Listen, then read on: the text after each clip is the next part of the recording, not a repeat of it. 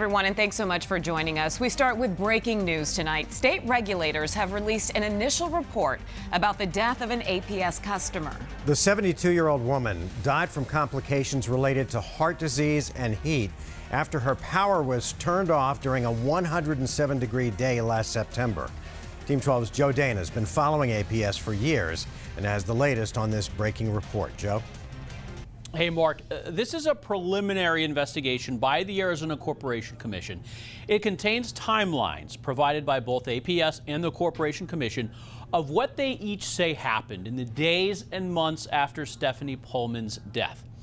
Now, a couple details stand out. The commission concludes that when Pullman's daughter contacted their consumer division in the days after Pullman's death, the daughter, according to the commission, did not tell them she believed her mom's death was in any way related to APS's disconnection of service. The commission treated her case as an inquiry, not an official complaint.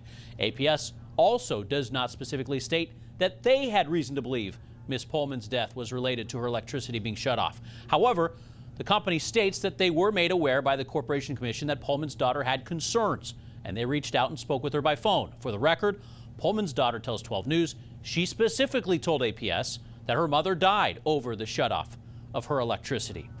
Now, the report also states APS believes they complied with commission rules regarding dangerous weather and that the company had not received information about Stephanie Pullman's health condition. There are rules in place to protect a consumer from having their power shut off if they can show documentation of a health condition. Again, APS says they did not have that documentation. Now, this issue is expected to be brought up again next month at a Corporation Commission hearing where APS rates will once again be discussed. Back to you guys.